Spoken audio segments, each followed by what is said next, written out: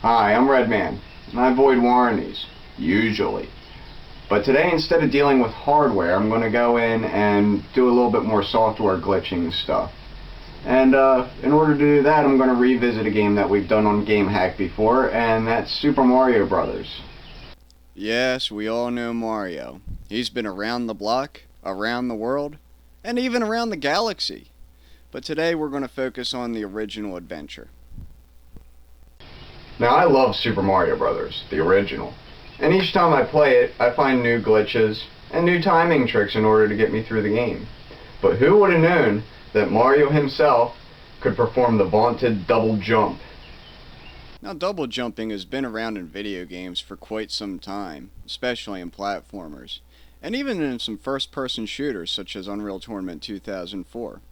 However, the double jump in Super Mario Brothers is quite a bit different. Now, in Super Mario Brothers, we're going to start in the first world on the first mushroom to show you how to do this. It's a little bit tricky. You want to knock an item up to get it to fall, and you want to jump, but before you catch the item, you want to release the jump button and press it again while you're powering up.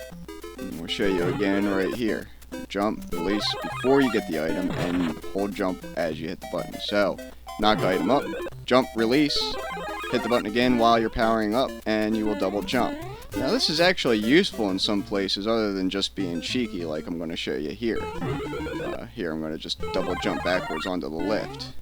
But when you get to a place like World 8-3, for example, where these Hammer Brothers are in the first mushroom up here, it's really easy to fall in the pit, so using the double jump is really handy right there. Now, Super Mario Brothers is a quintessential speedrun game. In fact, people have posted times well under the 6-minute mark. So for this rest of this episode, I decided to put together a speedrunning guide for Super Mario Brothers to account for some of the paths and timing tricks. We'll start with high pipes and jumping over them. Now, jumping over high pipes. You can jump over every single pipe with a piranha plant in the game of Super Mario Brothers if done right. You gotta have 4 blocks at least for most jumps to clear it perfectly. But you can also do it in 3 blocks to do what I call a close clear, which you can actually come up, and as you can see, you can get that close to the piranha plant without it affecting you. Now, this speedrun has been edited. Some of the ends of the levels have been taken out just to calm down on time. First things first, no power-ups. Power-ups just slow you down.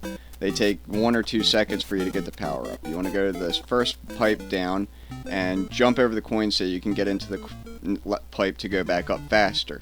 And this will bring you right to the end. Now, the stair steps at the end of the level are a bit tricky, but you sort of want to aim for the edge of the stair that you're going to be jumping off of. On to World 1-2. Just try to get over the top of those. Go over these guys. Now go under this and jump before you get to that turtle. Now where this Koopa drops, you want to go between them. You want to go over these guys here. This can be done a little bit faster, but that's still pretty good. And up to the warp zone as quickly as possible. Go over the red turtle there, because that way you don't have to worry about waiting for platforms. Into World 4.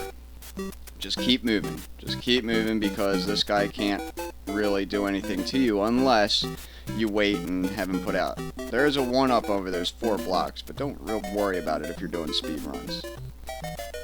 And we have 2 pipes there where the high jump is really required. And to the end of the level.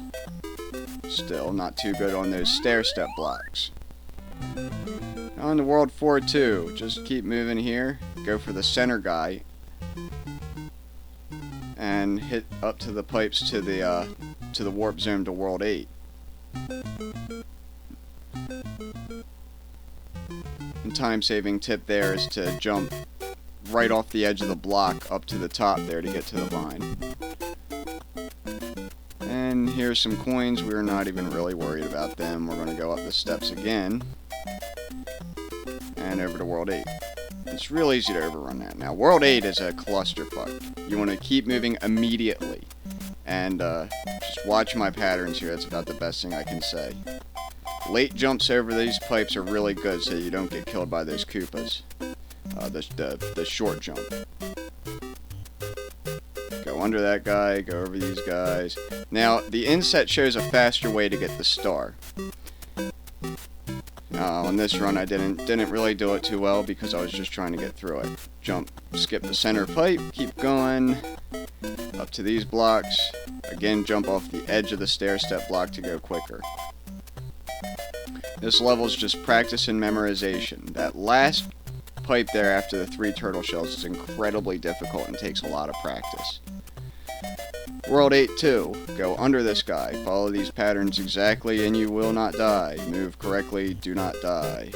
Now, you want to stay on top of everything in these bullet bill areas because they will stop you faster than anything else. Now here is kind of tricky because that's a timing glitch there. That plant is usually there on that near that pit, but we managed to get rid of it, and we also managed to get rid of those Koopas because they're jumping backwards due to the timing trick. Up to the steps, onto the flag, over to the next level. This level is probably going to be the trickiest one and requires the most restarting at all. You want to get to here as fast as possible and jump on that guy.